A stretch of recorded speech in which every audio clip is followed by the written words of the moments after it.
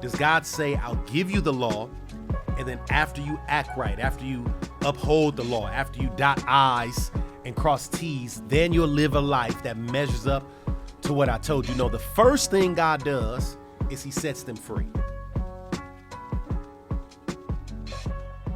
Hey, this is the gospel in every book of the Bible. Thank you for being here with us today. We are going to be looking at the book of Exodus. So every time we have one of these conversations, we're going to lift up three important questions. Number one, how does this book of the Bible move along the storyline of the Bible? Number two, how does it give us some of the principles of the gospel of grace? And number three, how does this book of the Bible show us Jesus? So the first question we're going to wrestle with, how does Exodus move along the storyline of the Bible?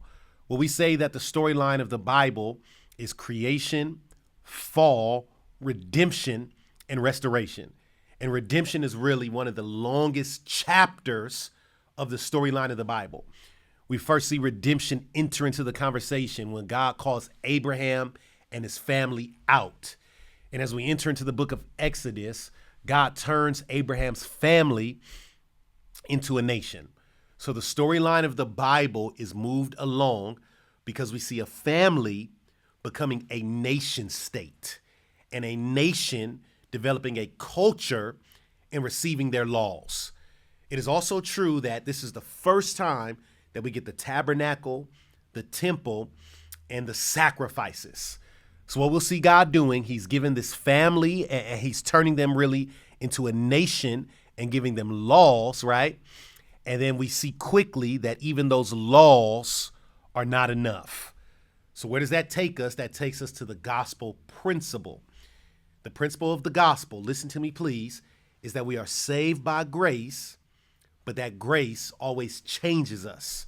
What am I saying? We are not saved by how we live. We are not saved by how we perform, but how we live, how we show up, how we act is always changed by the fact that we are saved by grace.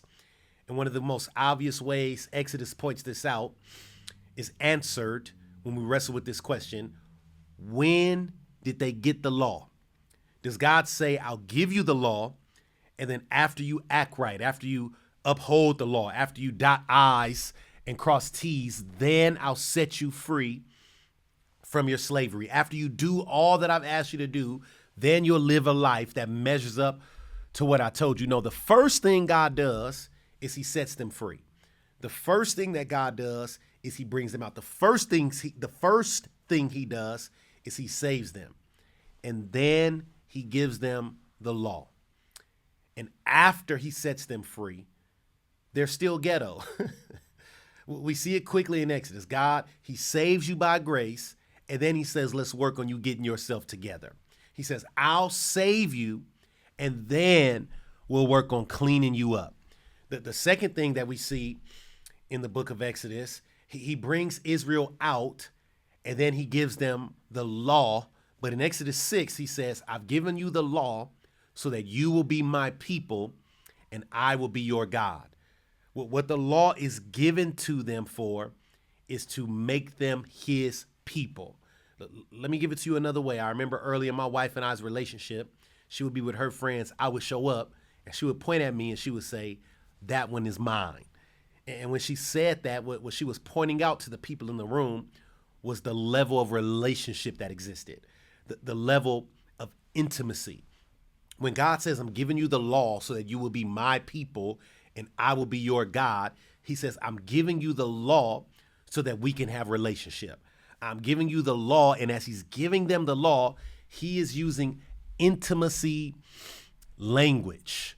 Why does God say, I'm giving you the law?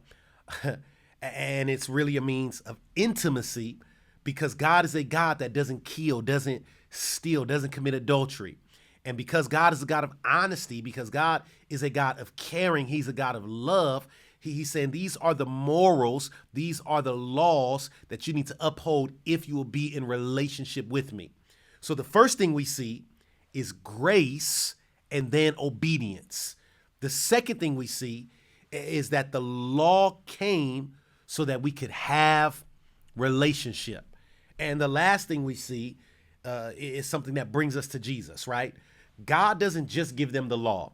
He also gives them the tabernacle and the sacrifices. I want to slow down here. If we were to divide Exodus into three parts, the first thing you see in the book of Exodus is God bringing them out. The second thing you see in the book of Exodus is the law. And the last thing you see in the book of Exodus is the tabernacle. So God is saying you're going to need the priests. You're going to need some animal sacrifices. Something is going to have to die when you fall short. Well, why does he install all of that? It's pointing us forward to the ultimate sacrifice that Jesus would make on the cross. So even with him saving us by grace, or saving them in Exodus by grace, even with giving the law for relationship, God could see that they still wouldn't live up to what he asked them to do. You can't be in relationship with God, with a holy and perfect God, unless someone atones for your failures along the way. And that's the basis for our relationship, that we're in relationship with a holy and perfect God, but there is atonement for any of our failures. And that truth points us to Jesus. I want you to think of it like this. Exodus gives us the original act of deliverance in the Passover, where God sends the death angel. And if you kill a lamb and you spread the blood on your doorpost, the angel of death would pass over your house.